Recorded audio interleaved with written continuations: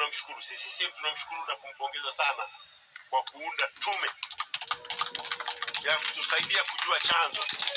Pongeza na tunaipongeza tume ambayo imesema katika uchunguzi wake imegundua kuna watu si wengi, lakini ndio walioanza mpango ule, walifadhili.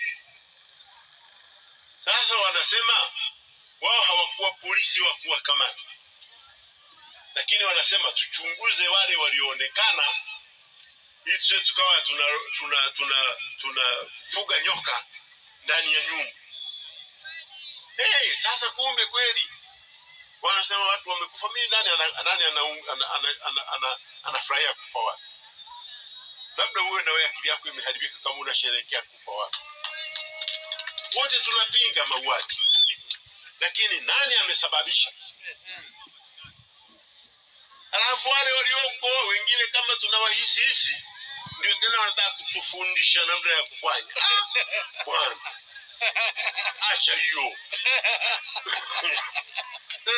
Mtufundishe, vurugu mwanzishe nyie, na namna ya kumaliza mgogoro mtupe nyingi. Hapana, mimi sijasema jina la mtu, lakini wenye kujua hayo mambo jijua, waache jinai ichunguzwe.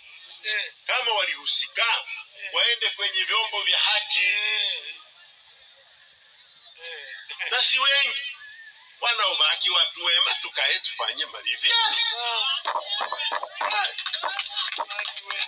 Watu wema, mnaweza kuwa mnatofautiana mawazo, lakini ni watu wema tu. Kutofautiana mawazo si mbaya, ni jambo la kawaida. Hamwezi kusema wote mtakuwa mnakubaliana. Hata kondoo hawakubaliani. Wengine anatangulia mbele, mwingine wanakubaliana kwamba maridhiano yafanyike baada ya waovu kupatikana.